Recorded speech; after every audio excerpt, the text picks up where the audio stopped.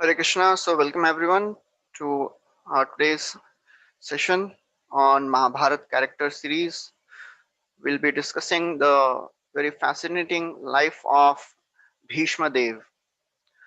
In this world, humans they are capable of speaking so many things, and everybody likes to speak about so many things of this world.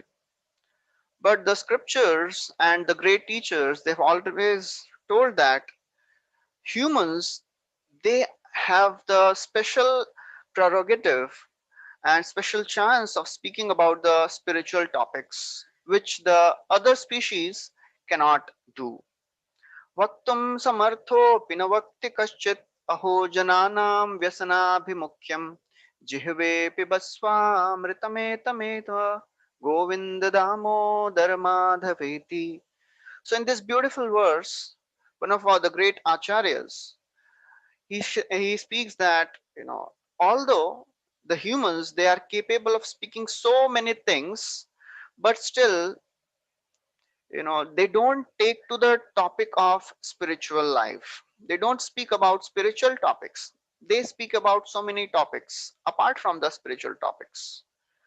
But in human form, this is the special advantage which is given. That is the wonderful benefit of being as a human. And therefore, when we speak about spiritual topics, just as speaking about various characters of Mahabharata, Bhagavad Gita, Srimad Bhagavatam, so the most important thing we get is we become free from the sins of Kali Yuga. Kali Mala Mathanam Pavanam Pavananam.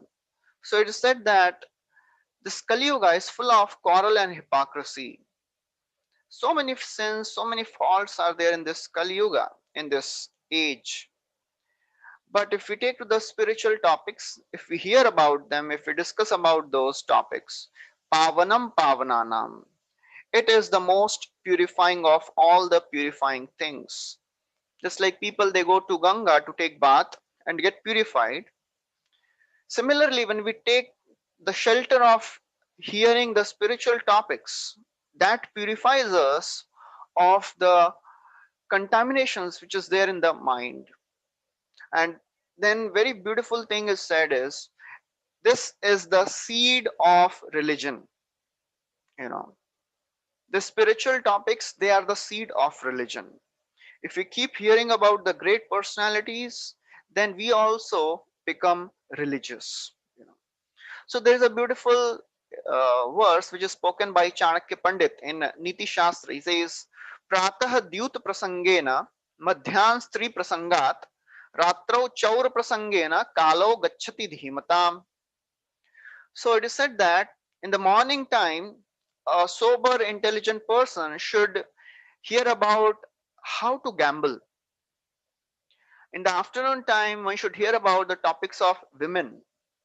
And in the evening, one should hear about the topics of thieves, stealing, and all that.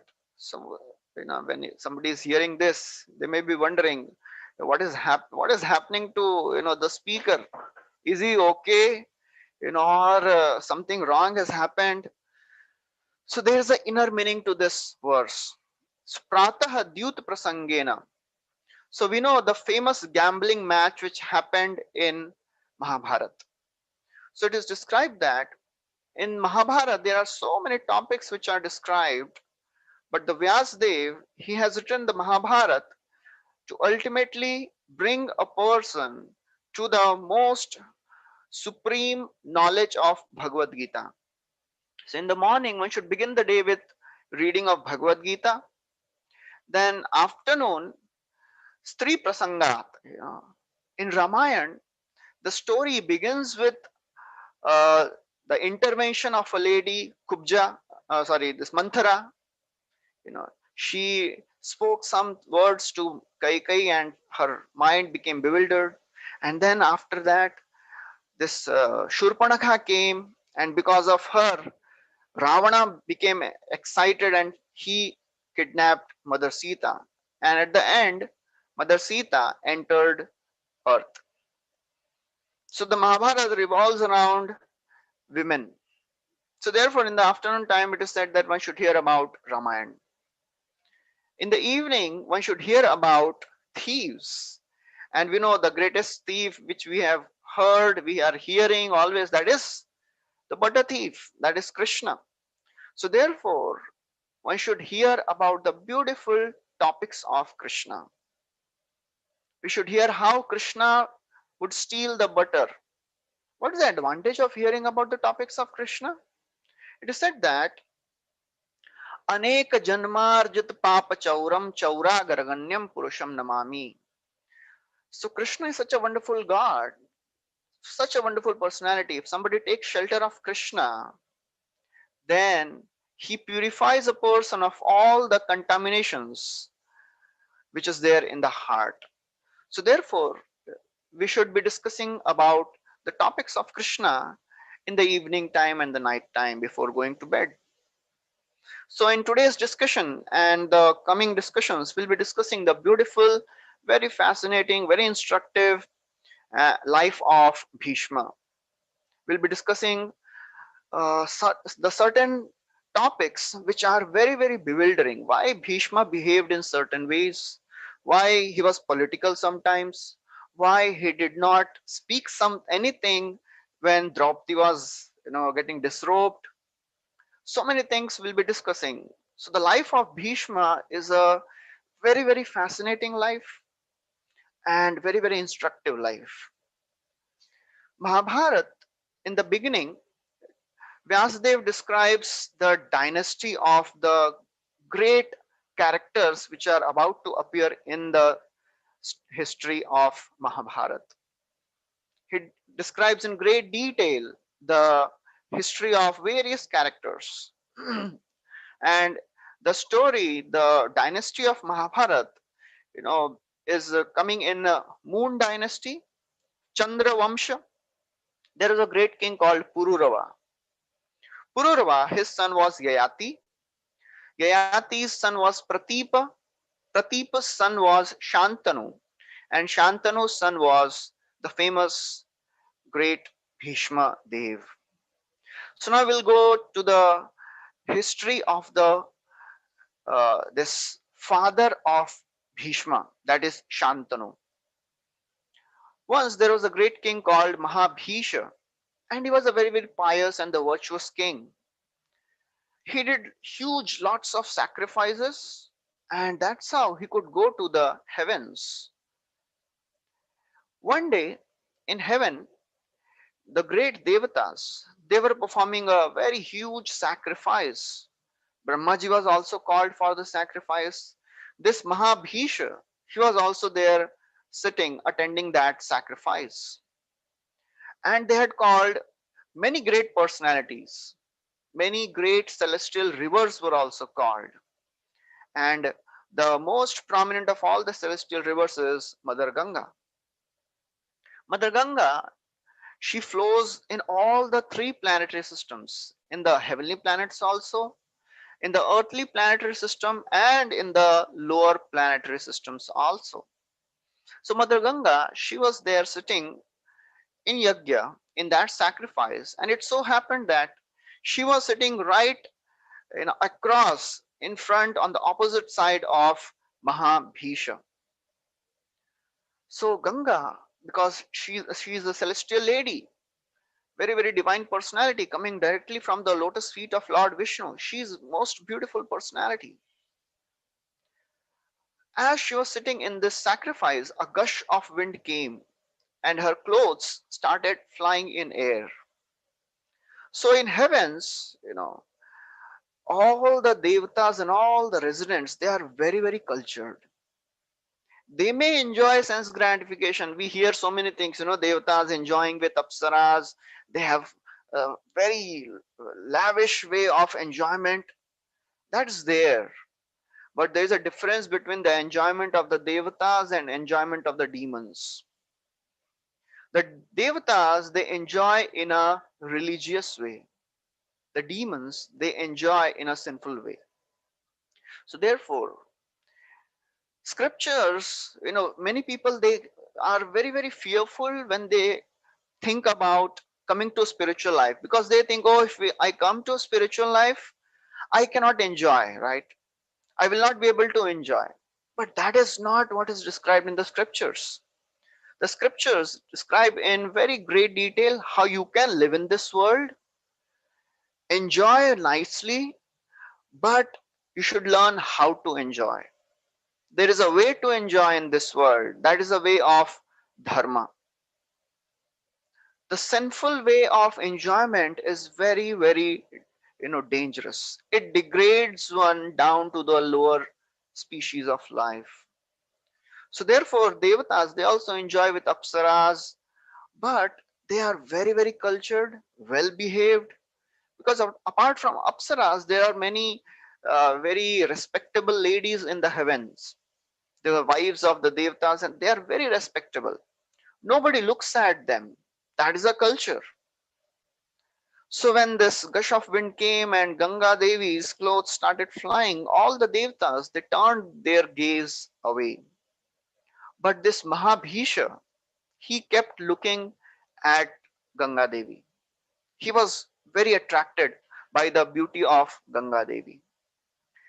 And when Brahmaji, he was also present there, when he saw this behavior of Mahabhisha, he said, O king, such behavior doesn't behoove the denizens of heaven.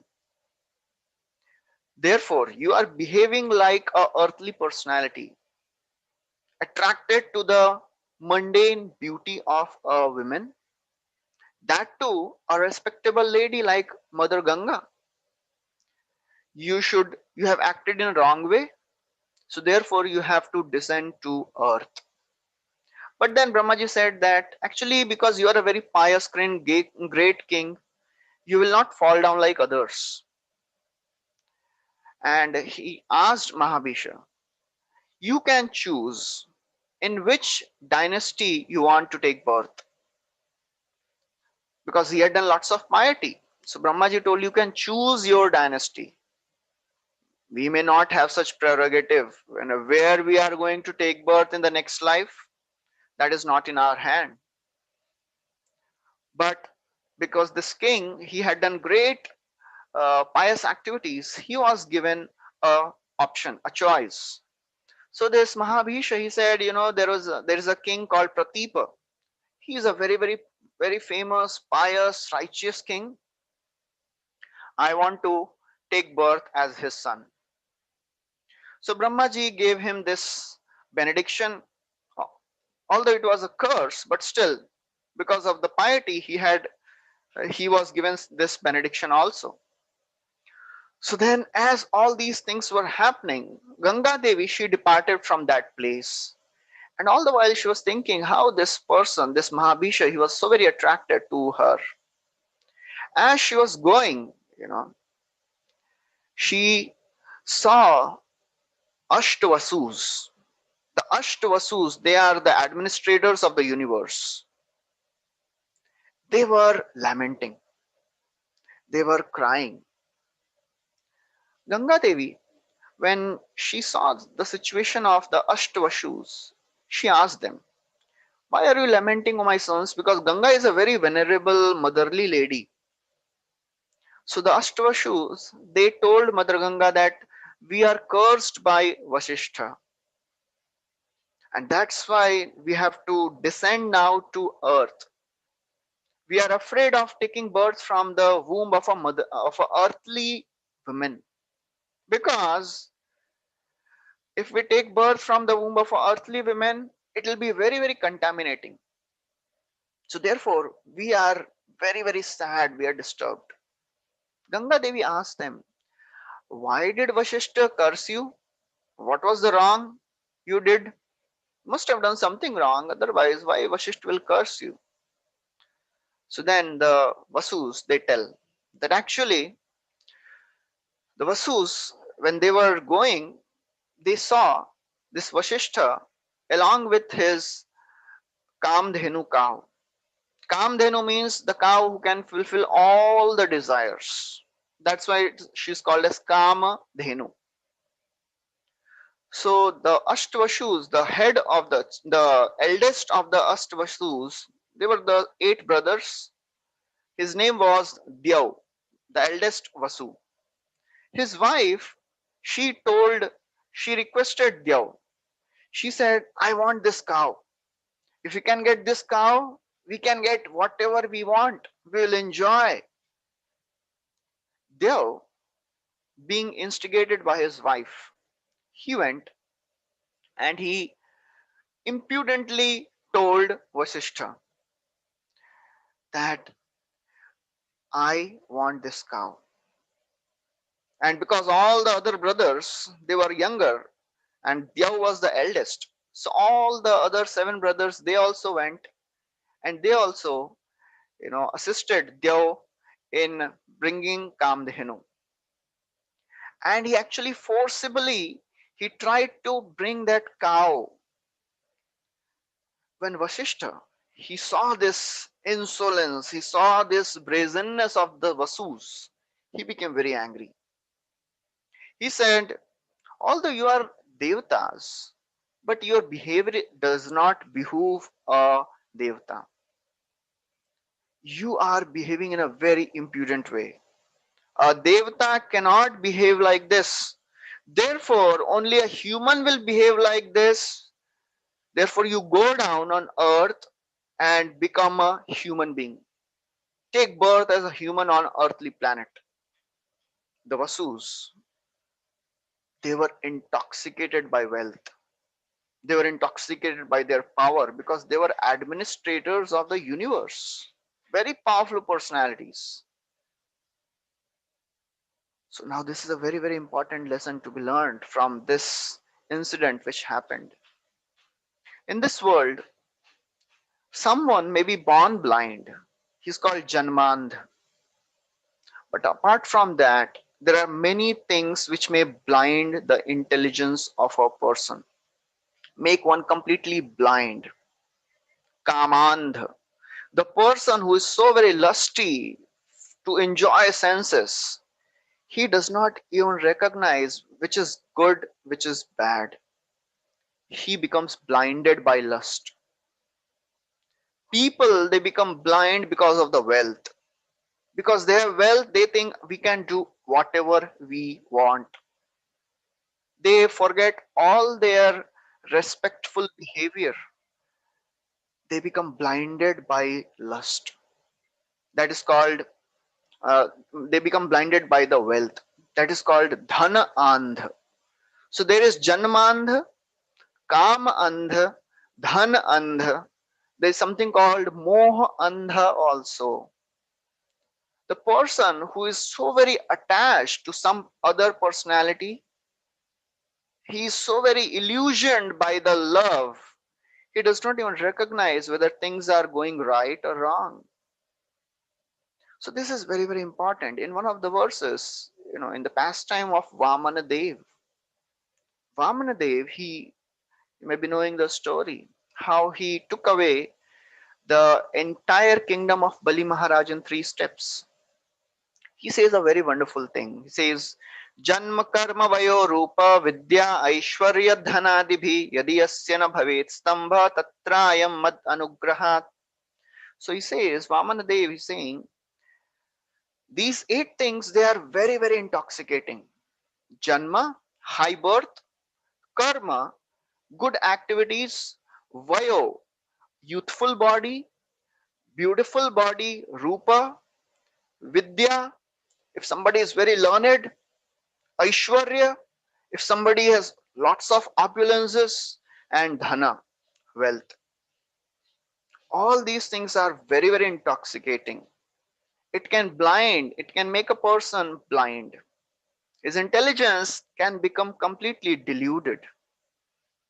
Krishna says, Vamandev says that if somebody is deeply rooted in the spiritual life, if somebody's intelligence is deeply rooted in scriptural knowledge, then he will not be bewildered. Then he will not be intoxicated.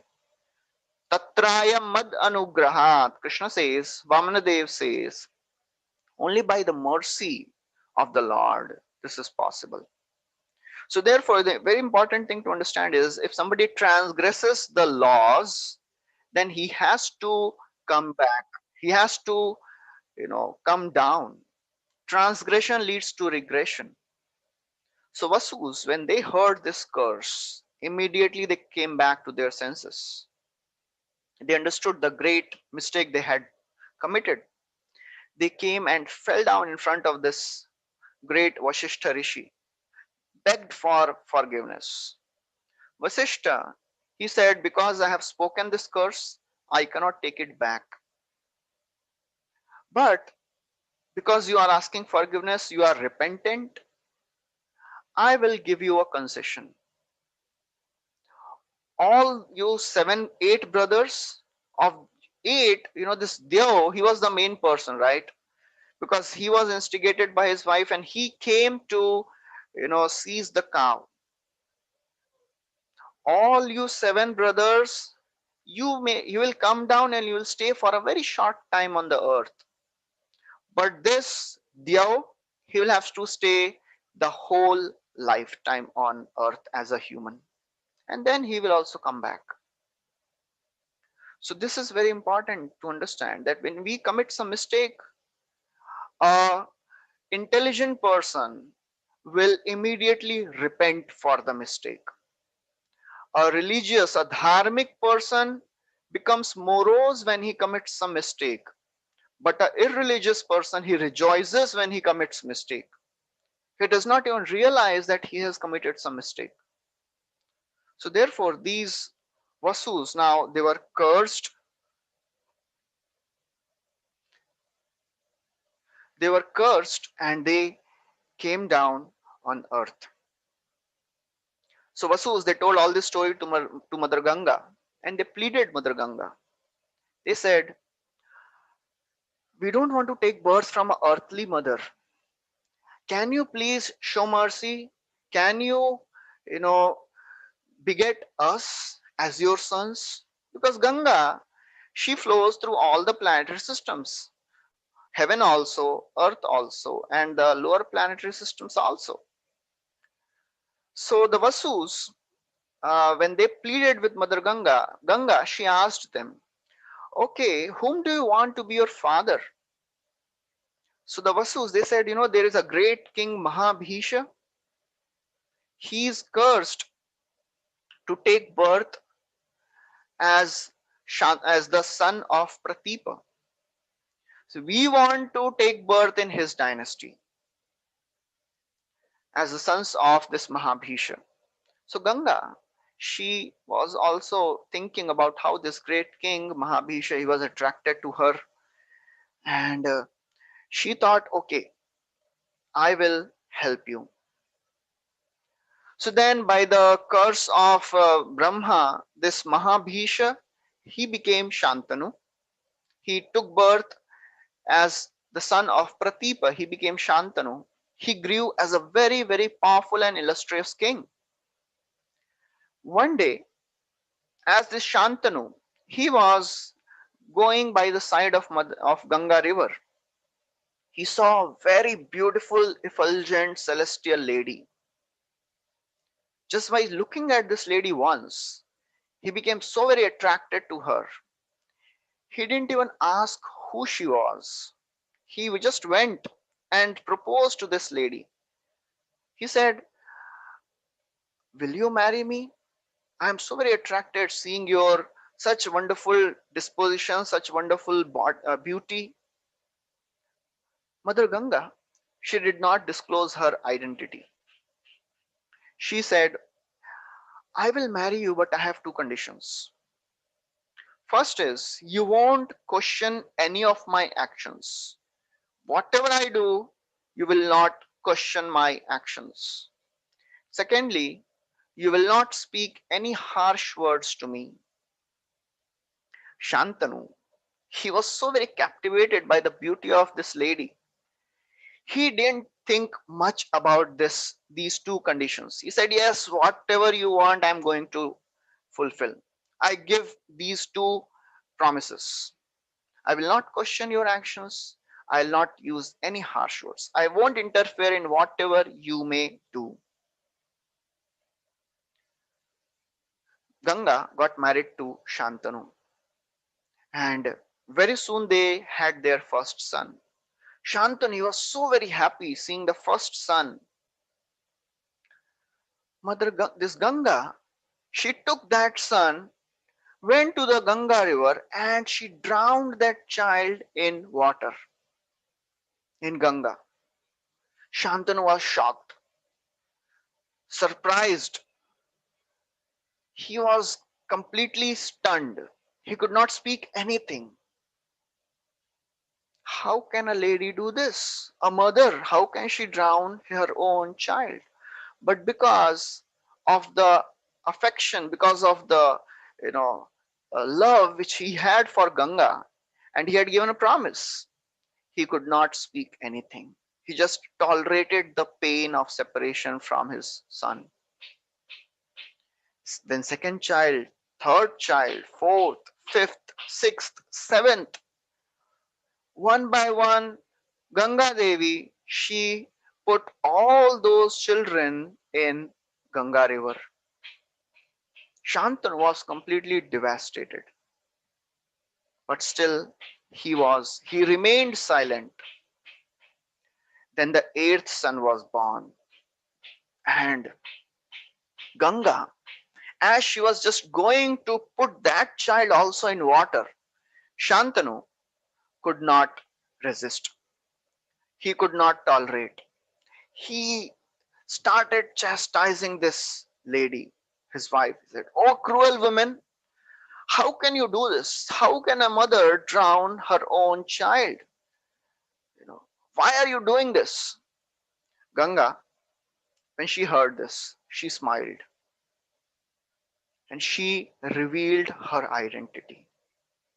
So, from whatever happened, we can learn a very important lesson.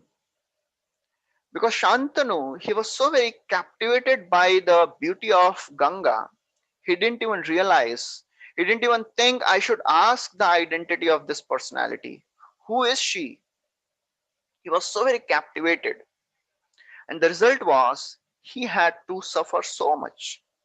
So, therefore, present infatuation in this world will always lead to future lamentation. That's what Bhagavad Gita also teaches us. That's what Krishna says in Bhagavad Gita. ये हि संस्पर्शजा भोगा दुःखयो नय एव ते आद्यन्तवन्त कौन्तेय न तेषु रमते बुधा. Krishna says to Arjuna, "O Arjun, the sense gratification, the desire to enjoy in this world is always pregnant with misery. Dukkha yoni, that means if you want to enjoy in a reckless way, if you want to enjoy without following the dharmic principles, for sure one has to suffer in the future. And if somebody is attracted to a personality or a thing beyond a particular limit, that was the case of Shantanu. He didn't even question who this personality is. He had to suffer without even thinking about the consequences of the promise he's going to give. He just agreed. And the result was he had to suffer so much. He had to see his seven children being killed in front of his own eyes. It is such a painful situation for a father to undergo that pain. When this Shantanu, he stopped Mother Ganga when she was about to drown the last eighth child also. Ganga Devi, she smiled. She revealed her identity. She said, "I am Ganga." And then she told the whole story why she was drowning each and every son. And she told that actually I was doing a good to these children because they were Vasus and they had to go back to the heavenly planet. So therefore, by doing this, I minimized their stay in this miserable earthly planet. And then she said, actually, because you have stopped me from putting this eighth child.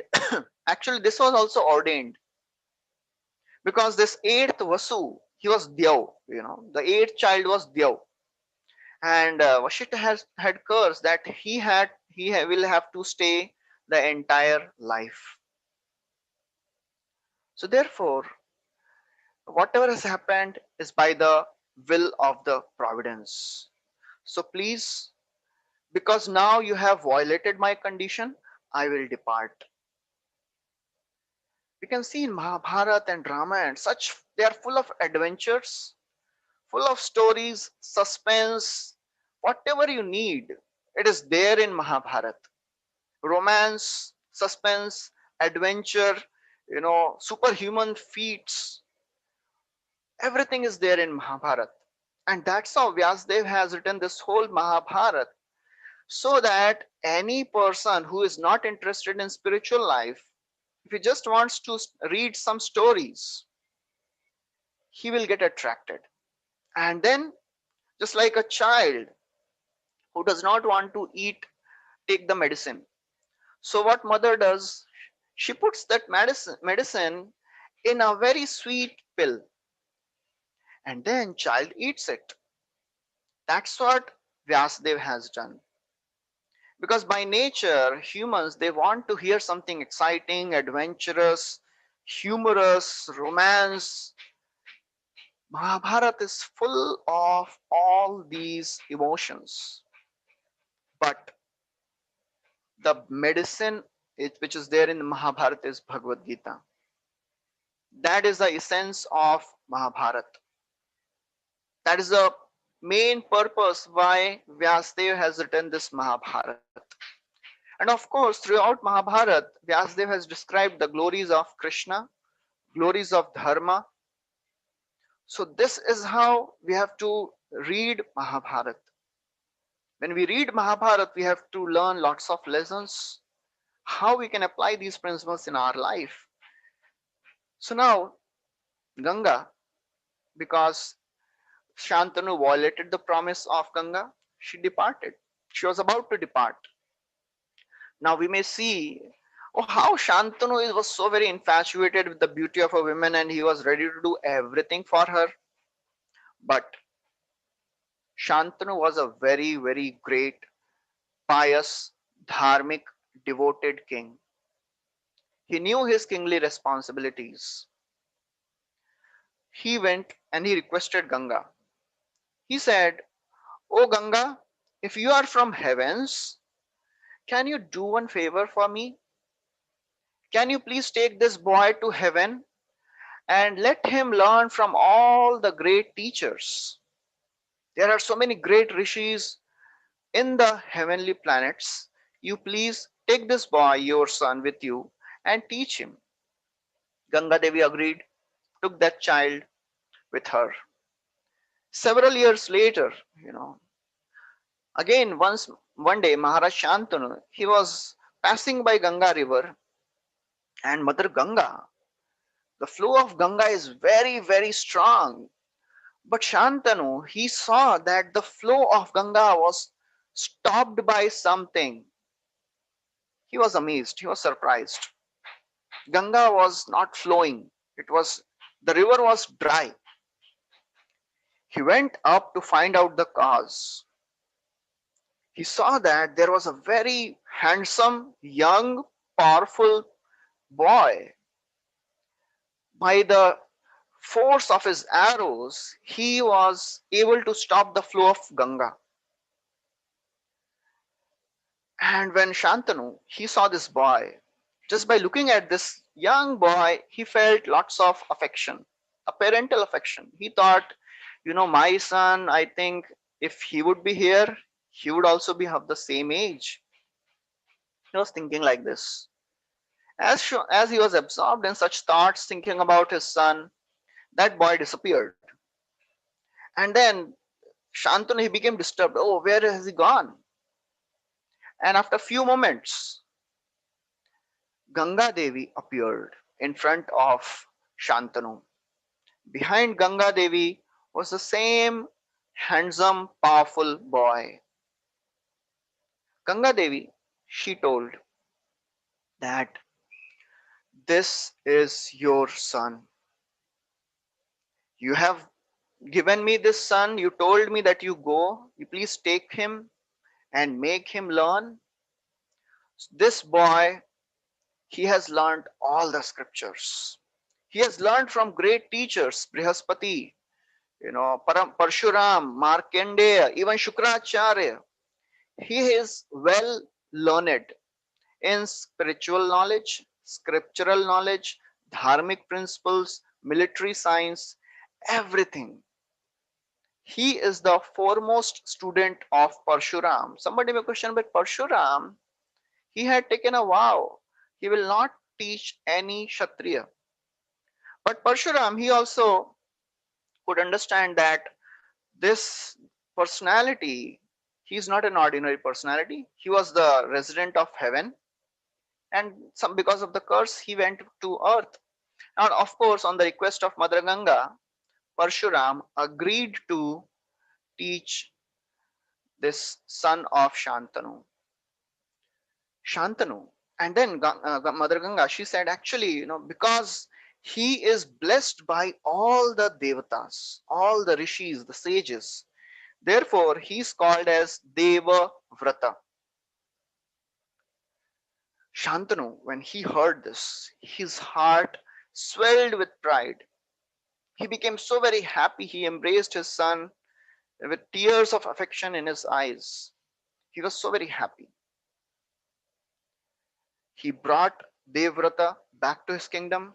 He installed him as the prince regent. And in a very short time, Devrata proved his glory. He proved himself to be the best person as the king. He was very learned, very powerful. At the same time, he was very, very affectionate to all the citizens. He was taking care of all the citizens just like a father takes care of the children. Shantanu was so very happy after installing this his son Devavrata as the prince regent. Again, one day, Maharaj Shantanu was in the forest. He had gone to the forest. In the forest. And interestingly, after Ganga departed, he was a king.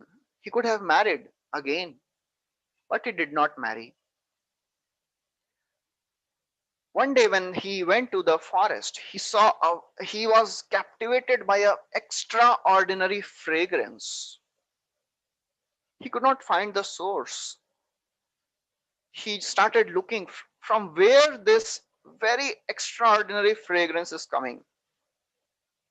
He reached the place where there was a community of fishermen, and he approached the father of this lady, and he said, please, I want to marry your daughter. So this lady, her name was Satyavati, and she was the princess of the Matsya king. So there was a community staying in the forest who were fishermen, and this lady Satyavati, she was the daughter of the king of that tribal community. Now, for anybody, to get a proposal that I want to marry your daughter, who was Shantanu? Shantanu was the king of the entire world. It is itself a great respect, great honor. But this Matsya king, he was calculative. He said, I always desired my daughter to be married to a person after marrying that person, my daughter's son should become the king of that dynasty wherever she goes. So if you want to marry my daughter, the son of my daughter will be the king after you. Shantanu, when he heard this, he became very sad. He was shocked because he had already installed Devavrata as the king, as the prince regent. And he wanted Devavrata to rule because of his such wonderful qualities. He had announced that in the whole kingdom. Now, how can he give the promise that Satyavati's son will be the king? He was dejected. He came back, and then from that day on, Shantanu, he was always in a very very sad state of mind. Devavrata, he was a very diligent son. He could understand that my father is having some difficulty. He has some anxiety in his heart. That's why he's not happy. He inquired from the ministers. The ministers, they told, actually everything was going nice, but one day this king, he went to the forest and he met some Matsya king there, and after that he is not so happy after coming from that place. Devavrata, immediately he went to that place. He met the Matsya king and he asked what happened, and he came to know everything. So this Matsya king said, I told him that if you want to marry my daughter's son will be the king.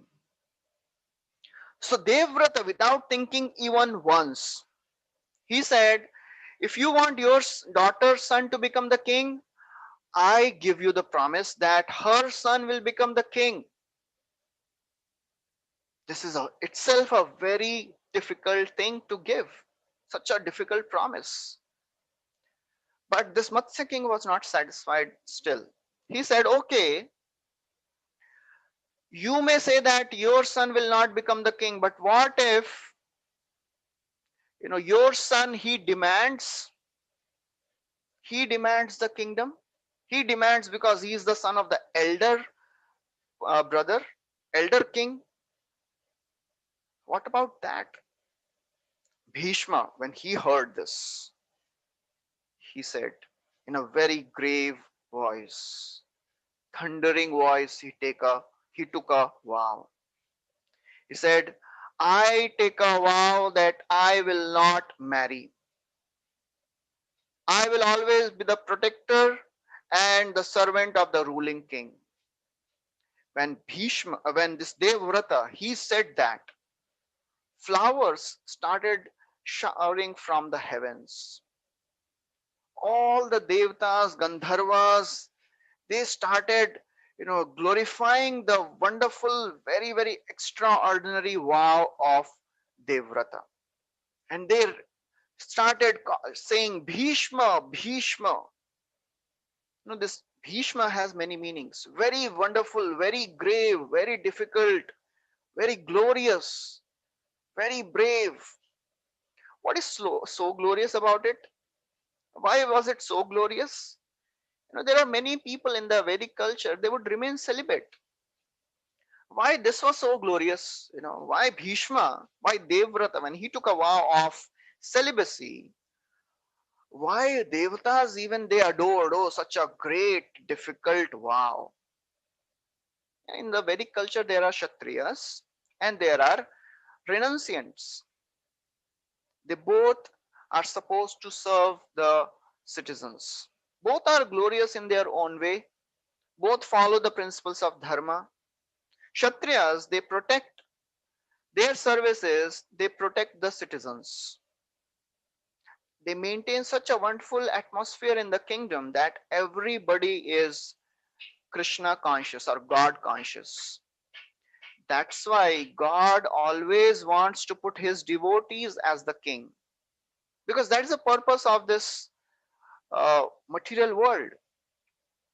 God wants everybody of us to understand that we are related to him, we are sons of God, and we have to develop our relationship, we have to revive our relationship.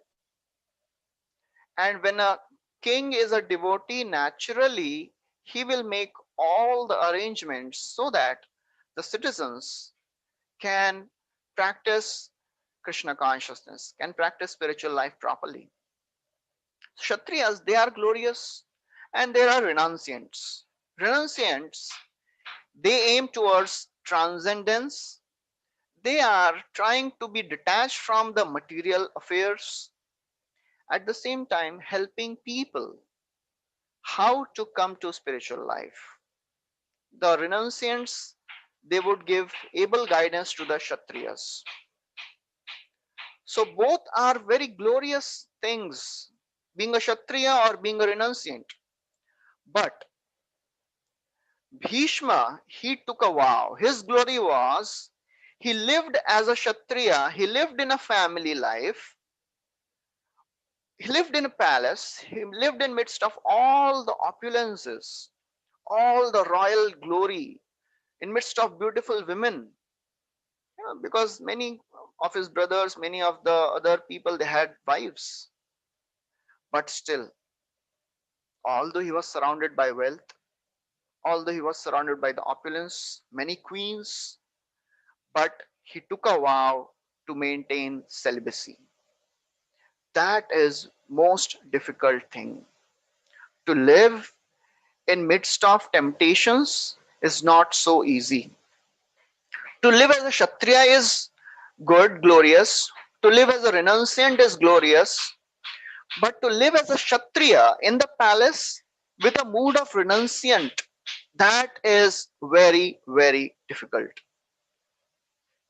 This is what we have to understand, that this is very, very relevant for all of us. We are also trying to develop the principles of spiritual life, living in a city life full of temptations. So many things keep coming up, so many of the social distractions are there. We are trying to develop our connection with God in midst of so many temptations. The atmosphere around is completely surcharged with negativity, surcharged with denial of God. To cultivate spiritual life, to cultivate Krishna consciousness amongst such negativity, it is not so easy. How could Devvrat do it? That is very important to understand. Devvrata, because he had learned from great teachers, he had learned from great scriptures, he had learned from Brihaspati, Markandeya, Shukracharya. He understood the scriptures. He understood the essence of the scriptures. As Krishna says in Bhagavad Gita, Vedescha sarvair ahameva vedyo. The purpose of scriptures is to know God. And that is very, very important to understand. If we want to live a steady spiritual life, staying in a family, staying in a city, we cannot leave family, go to the forest. We cannot just go to the countryside. We have to live in the country. We have to live in the city. How to not get tempted by the distractions of the world? The answer is that's what's shown by Devvrata. By learning from the spiritual teachers, by the experienced people who are following the principles of spiritual life, learning from the scriptures, Bhagavad Gita, Srimad Bhagavatam. As Bhagavad Gita, Krishna says, Tadviddi pranipatena pariprashnena sevaya upadekshanti te jnanam jnaninas tattvadarshinaha. The spiritual life begins with going to a teacher and asking submissively, how can I practice spiritual life? How can I live in this world properly? And how can I leave this world properly? That is the art of living and art of leaving this world. That is what scriptures teach us. That's why Devrata could resist the temptation. That's why he could take such a difficult vow. In the midst of so many distractions, he was able to live as a celibate, at the same time as a most powerful Kshatriya involved in all the administrative duties. Devvrata, he showed his unparalleled steadiness, unparalleled detachment. That's why he was known as Bhishma. Even Devatas were amazed by such power, such detachment, such steadiness. And of course, he did not take a vow for for some spiritual advancement.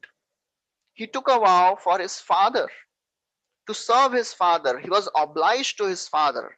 That makes him all the more glorious, because the scriptures, they ultimately teach us how to be respectful, how to be obedient to our superiors also. So Bhishma, he took a vow to serve his father. Because actually, if you see, Shantanu had not done much for him, right? Because as soon as he was born, he was taken by Ganga, and Mother Ganga, she arranged for everything. She arranged for his teaching, she took care of him nicely. But still, Devvrata, now Bhishma, he thought, this is my duty. Because he is my father, I am obliged to him. Shantanu, when he came to know this, he was torn. He really was shattered. Actually, his heart was torn between two conflicting emotions, joy and sorrow. Joy, not because he would get married to Satyavati. No. He was joyous because he understood how glorious my son is, how wonderful my son is. He is ready to sacrifice his, you know, greatest, happiness of being a king, of being a, of living a family life. That is a joy of a person in the world. He is ready to give up that. Shantanu was very happy to see such glorious, exalted position of his son. And he was sorrowful because he was thinking now his son will be bereaved of the kingship. Bhishma, he was the most qualified king. He had all the qualities needed for a king. So therefore, Shantanu, he was joyful also and he was sorrowful also. Shantanu, he himself was very powerful. He gave a benediction to Bhishma. He said, "Oh my son, I give you a blessing that you will have Ichha Mrityu." Ichha Mrityu means you will die only when you desire to die. That's the benediction which was given to Bhishma by Shantanu. That's why we'll see that even though Bhishma, he was shot hundreds and thousands of arrows by Arjuna, there was not even space to put a finger. So many arrows in the body of Bhishma, but still, Bhishma did not die because he had a vow, he had a benediction, and he was waiting for a very very auspicious time. One may wonder that how Shantanu can get attracted to Ganga and then to Satyavati. You have to understand that Mahabharata doesn't only talk about transcendence. Mahabharata talks about worldly matters also. Mahabharata talks about human nature also. So therefore, the principle of attraction between male and female is always there, and it should be regulated according to the dharmic principles. So at the highest level, this was all the arrangement of the Lord for the future events which are going to take place. And at the intermediate level, we have to understand the material rules are applicable for everybody. Shantanu, he was a Kshatriya, and therefore it was not wrong for a Kshatriya to marry many wives. So therefore, Shantanu accepted the fierce vow of Bhishma, gave him all the blessings, and he was very happy. Such is the glorious character of Bhishma. So learned, so virtuous, so self-sacrificing, unparalleled. He took a vow to be the protector of the ruling king, and he has shown by his life. He was actually always ready to protect the ruling king, the Pandavas and the Kauravas. So this is the fierce vow of Bhishma which he took, So we'll stop here and we'll continue next time with the further story of Bhishma Dev. What are the various lessons which he is teaching us through his wonderful, fascinating life? Thank you very much. Hare Krishna. Thank you so much, Prabhuji, for sharing the life of one of the Mahajans. Such a wonderful story showing us, revealing so many different kinds of, uh, you know, benedictions, the obstacles which were there in his life, and he turned into benedictions for not only himself but for everybody around him. And the gratitude which he felt for his father, although not he was only like a seed giving father, not exactly looked after him, but so but the kind of gratitude which he had, how can we develop this kind of a gratitude, um, although not exactly, uh, even for smallest thing, if anybody does for us, or even if not does for us, but how can we see that gratitude towards everyone, and make our life more enriching in the Yeah, process. yeah, very, very important thing. His Holiness Radhanath Swami Maharaj, he was sharing in one of his talks that actually gratitude is not a part of spiritual life. Gratitude is spiritual life. So that is a very wonderful, important thing which he was telling, that to be grateful, gratitude means kritagyata. Krita gya. It is made of two words, krita and gya. Krita means whatever somebody has done for us, and gya means to remember. So if we cultivate this habit of remembering whatever small things others have done for us, then it creates a very fertile ground for the spiritual seed to grow. That is called the seed of devotion. Bhakti Lata Beej. That makes the heart very fertile. A kritagya, a grateful heart, is a very fertile ground for the seed of devotion to grow. How to be grateful? When we hear about such personalities who have given their everything, when we hear about personalities like Srila Prabhupada, who gave everything for others, he was there living very wonderfully in Vrindavan, performing his devotional service, but for the sake of people, he left all the comforts. He went to America, underwent so many troubles to give this message to everybody. And any sane person, any person who is having some good qualities, moral values, naturally he will be grateful. That's what Krishna tells about, the trees also. Somebody may say, think that, oh, trees are so very low species, right? They cannot move, they have no very inert consciousness. But Krishna is telling about the trees. Who are these trees? These trees are living for others. Pashyaitan mahabhagan pararthaikan tajivitan vatavarsha tapahiman sahanto varayantinah. So Krishna is telling about the trees of Vrindavan. He says the trees, they are so very glorious because they are living for others. They are tolerating themselves so many things, heat, cold, rains. They are living for others. So therefore, Krishna says we have to be grateful to these trees also. Gratitude, we have to be grateful for everything around us. That makes the heart very soft. And that is not just a thought process, that is not just an imagination. It is the fact. Krishna is giving us so many things. Somebody just sent an article. If we have to pay the price for the natural commodities we are getting from God, for the sunlight, for the air. Now, in this COVID times, we know the oxygen costs so much. We are getting so many things freely. We don't have to pay for it. So, therefore, a sane personality should be grateful to God. should be grateful to any person who is helping.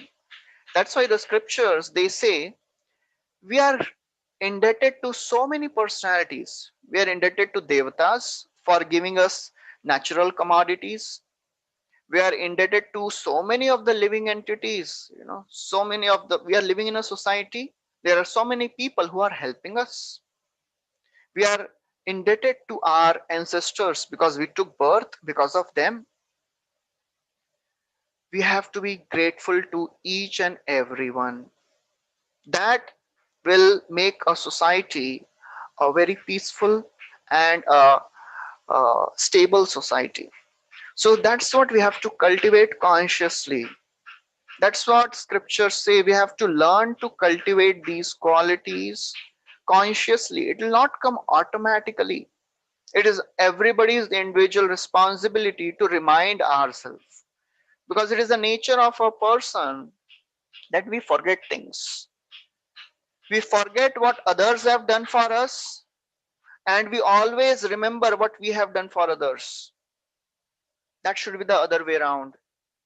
We should not remember what we have done for others, but we should always remember whatever small things the others have done for us. That is how we'll be in right consciousness, we'll be able to receive the mercy of Supreme Lord, and we will become a well refined personality. So this is a cultivation, this is a process, this is the endeavor which we have to make.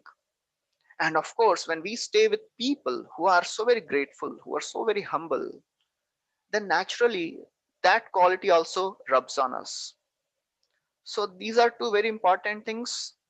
Be conscious of cultivating the quality of gratitude, and try to be with those people who are themselves very humble and grateful. That can help us in cultivating this quality. Okay, these are my few thoughts. Thank you so much, Prabhuji. This was really, really, really beneficial. It's our key to true happiness, actually, if we feel grateful towards each and everything and each and every one whom we come in contact with. Thank you so much. If anybody has any other questions, you can uh, ask. I can unmute you.